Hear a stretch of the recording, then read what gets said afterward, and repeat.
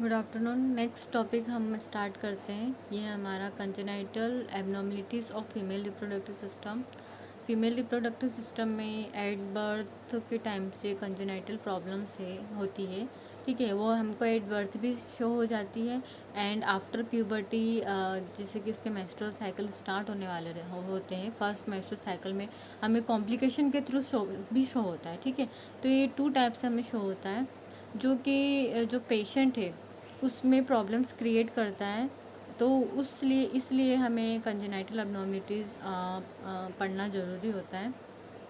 Next introduction अगर हम देखते हैं तो इसमें देखिए, congenital anomalies of the female genital tract are development tissues that form in the embryo.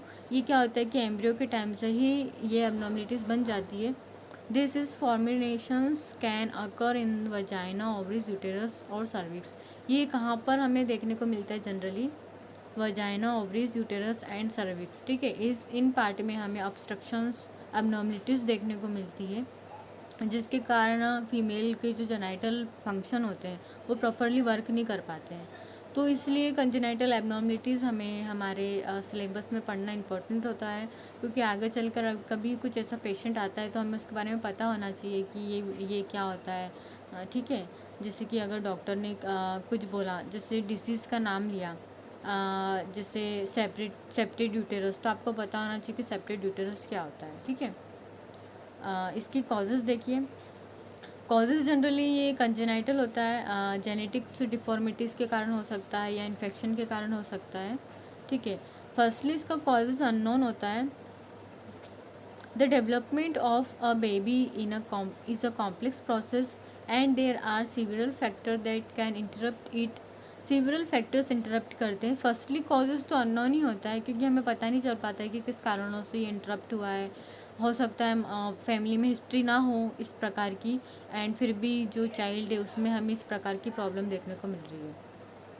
तो फर्स्टली कॉजेज इसका अननोन होता है। इशू इन डेवलपमेंट में be related to genetic defect और even the use of certain drug during pregnancy. जैसे drugs किसी को conditions रहती है, बीपी की, डायबिटीज़ की and other types of diseases, that वो कंसीव करते उस टाइम पे pregnancy, and this time to using a certain type of drug that cause birth anomalies in the baby, and issue of the genetics that cause that previously history of genetic disorder in that family, they may also causes to genetic anomalies. So this is the causes of genetic anomalies. Firstly is unknown, second is genetic defect, and third one is certain drug to during use of pregnancy. Next अगर हम type की बात करते हैं तो types में हमें generally कहाँ कहाँ पे देखने को मिलते हैं? Firstly we can see in that vagina, ovaries, uterus and cervix. ठीक है, इन पार्ट में माल फॉर्मेशन हो जाने के कारण हमें जनरली एनोमलीज देखने को मिलती है। फर्स्टली हमें eight the time of birth में देखने को मिलती है उस टाइम पे, और अगर हमें उस टाइम पर हम मिस कर जाते हैं तो हमें प्यूबर्टी के टाइम पर भी शो हो जाती है, क्योंकि प्यूबर्टी के टाइम पे एंड प्रेगनेंसी के टाइम पे भी हमें शो होती है। सबसे पहले congenital anomalies of the uterus. This is a normal uterus in that fallopian tube, uterus, ovaries, internal ओस, एक्सटर्नल ओस, vagina. This is a normal reproductive organ. In that आप यूटेरस को देखो, सबसे पहले यूटेरस शो हो रहा है हमें नॉर्मल साइज एंड शेप में, क्योंकि मैं अभी आपको अब बताऊंगी तो उसके लिए आपको नॉर्मल पता होना ज़रूरी है। तो दिस इज़ नॉर्मल यूटेरस। ठीक है, इसमें प्रॉपरली शेप एंड साइज अच्छे से क्लियर दिख रहा है। कंजेनाइटल एनोमलीज ऑफ यूटेरस में हम सबसे पहले सेप्टेड यूटेरस पढ़ेंगे, फिर bicornuate uterus, then arcuate uterus, unicornuate arcuates and didelphic uterus. सबसे पहले सेप्टेड यूटेरस की अगर हम बात करते हैं तो सेप्टेड यूटेरस दैट मीन्स ये हो जाता है कि जो यूटेरस है वो मिड पोर्शन से कम्प्लीटली कम्प्लीटली सेप्टेड हो जाता है या फिर पार्शियली सेप्टेड हो जाता है। देखो पार्शियल में किस तरीके से शो हो रहा है, जो उसका सेप्टेड है वो बीच में से उसमें फॉर्मेशन हो गया है, एंड कम्प्लीटली में यूटेरस हमें टू दिख रहे हैं, ठीक है, टू यूटेरस इसमें शो हो रहा है, बट ये है वन ही, लेकिन इसमें बीच में क्या हो गया है कि अब नॉर्मल शेप फॉर्मेशन हो गया है मसल्स और टिश्यूज़ का, ठीक है। Septate uterus is a common congenital uterine abnormalities. This condition occur when a band of muscle or tissue divided a uterus into two section. इसमें हमें जनरली शो हो रहा है कि यूटेरस हमारा नॉर्मल आप देखो, एंड अब नॉर्मल में हमें टू सेपरेटेड दिख रहा है सेक्शन में। This condition can cause miscarriage and preterm birth. ये क्या कॉज करती है, अगर इसमें प्रेगनेंसी हो जाती है तो ये मिसकैरेज कॉज करती है एंड प्रीटर्म बेबी कॉज करती है। नेक्स्ट है बायकॉर्निट यूटेरस। बायकॉर्निट यूटेरस में जो यूटेरस का अपर पार्ट होता है, ठीक है, वो क्या होता है कि जनरली वो इस शेप में हमें शो हो जाता है, ठीक है। कंप्लीट में आप देख सकते हो कि ये कम्प्लीटली इसमें पूरा जो मसल्स और टिश्यूज़ यहाँ पे हो गया है, एंड इनकम्प्लीट में आप देखो पार्शियल में ओनली अपर पार्ट हुआ है।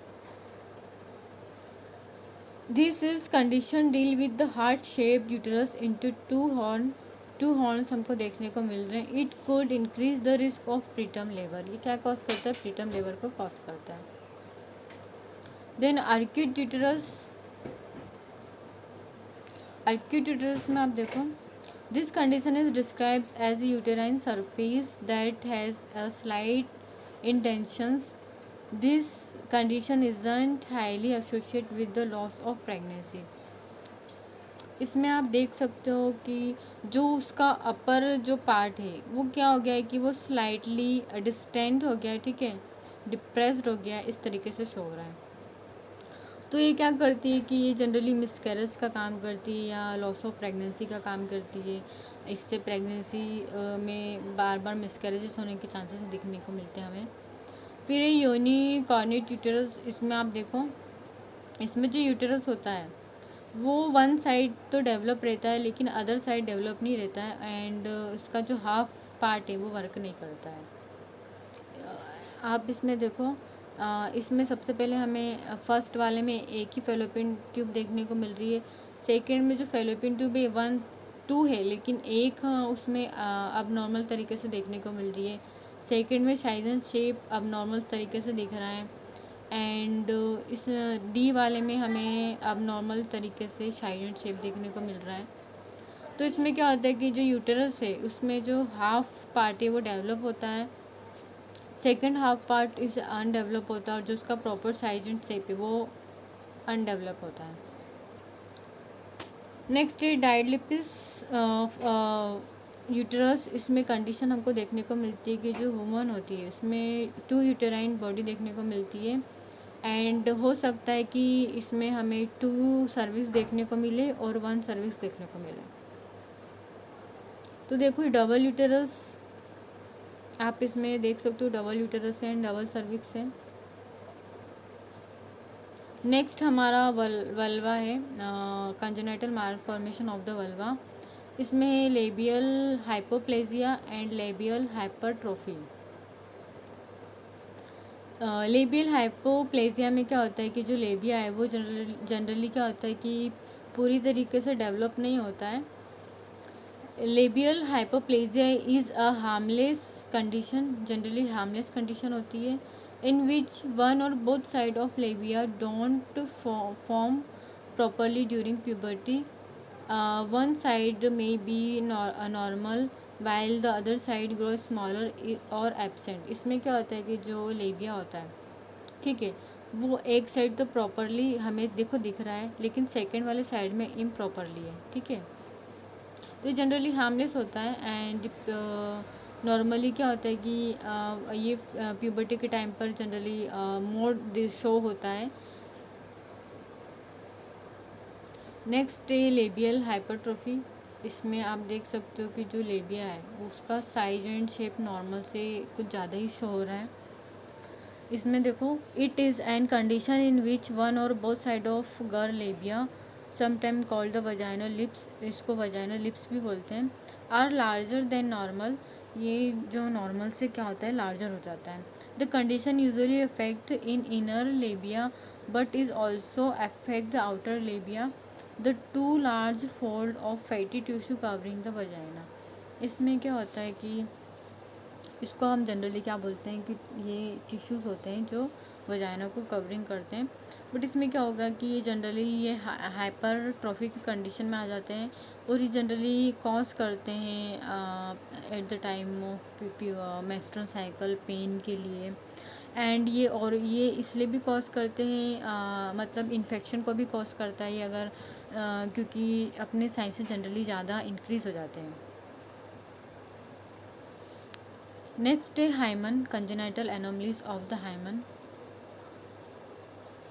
इसमें है imperforate hymen, microperforate hymen और सेप्टेड हाइमन। तीन टाइप्स के होते हैं हाइमन्स की कंजेनाइटल एब्नॉर्मलिटीज़।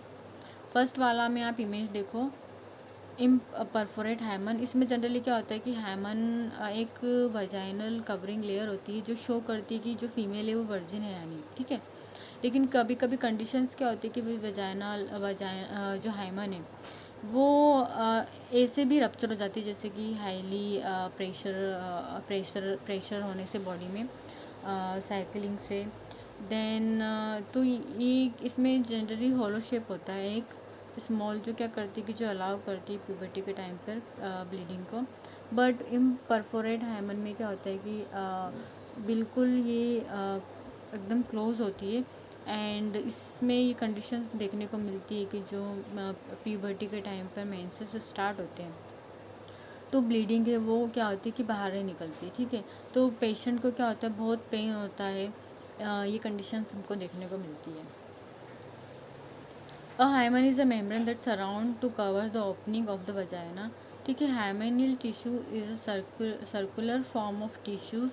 देखो ये सर्कुलर फॉर्म में हमें दिख रही है टिश्यूज़ के, एंड इसमें होल होता है सेंटर में। When there is no opening in the hymen and a membrane covers the area called imperforate hymen.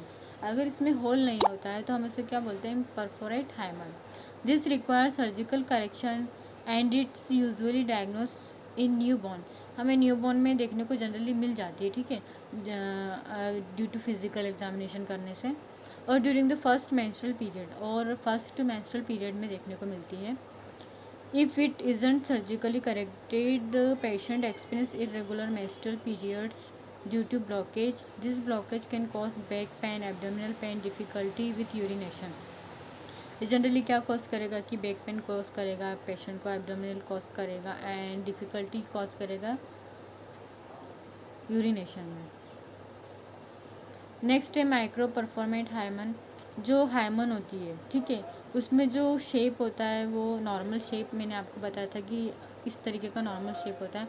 लेकिन माइक्रो परफॉर्मेट हाइमन में क्या होता है कि बिल्कुल स्मॉल, एकदम डॉट के बराबर शेप होता है या फिर डॉट से थोड़ा सा बड़ा शेप होता है। तो क्या करता है कि वो भी कॉज करता है, वो इनकम्प्लीटली होल होता है उसमें।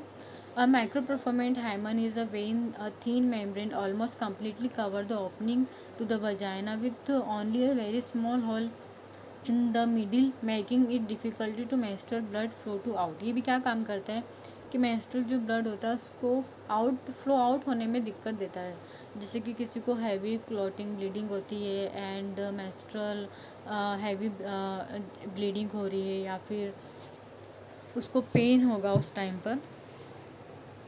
नेक्स्ट है सेप्टेड हाइमन। इसमें क्या होता है कि पेशेंट को होल टू पार्ट में हमको देखने को मिलते हैं। आप इमेज देखो, सेप्टेड हाइमन हमको देखने को मिल रहे हैं और उन जो होल होता है उसके बीच में हमें टिश्यूज़ देखने को मिल रहे हैं।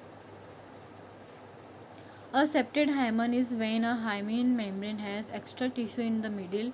आप देख सकते हो कि इसके मिडिल पार्ट में हमें टिश्यूज़ देखने को मिल रहे हैं, ठीक है। ये जो मिडिल पार्ट है हमें इसमें एक्स्ट्रा टिश्यूज़ देखने को मिल रहे हैं जो हाइमन को टू पार्ट में डिवाइड कर रही है। Causing too small vaginal opening as opposed to one A septic hymen doesn't need to surgical removal but is typically turned during sexual intercourse. Possible side effect including pain, discomfort और bleeding. ये generally इसमें surgically treatment की ज़रूरत नहीं पड़ती है, लेकिन क्या होता है कि एट द टाइम ऑफ उसको सेक्सुअल इंटरकोर्स के टाइम पर एंड उसको पेन हो सकता है and possibly to include side effect of pain, जैसे कि इंटरकोर्स के बाद उसको पेन होगा एंड हो सकता है कि पेशेंट को मे बी ब्लीडिंग हो और एक्स्ट्रा ब्लीडिंग हो सकती है पेशेंट को, तो ये उसके साइड इफ़ेक्ट्स देखने को मिलते हैं। नेक्स्ट हम कल डिस्कस करेंगे, आज हम इतना ही डिस्कस करते हैं वरना आपको बहुत सर के ऊपर से जाएगा। ठीक है, तो आप ये सब पढ़ लेना। अभी हमने हाइमन का पढ़ा है एंड यूटरस का पढ़ा है एंड लेबिया का पढ़ा है। ठीक है, तो ये आप पढ़ लेना।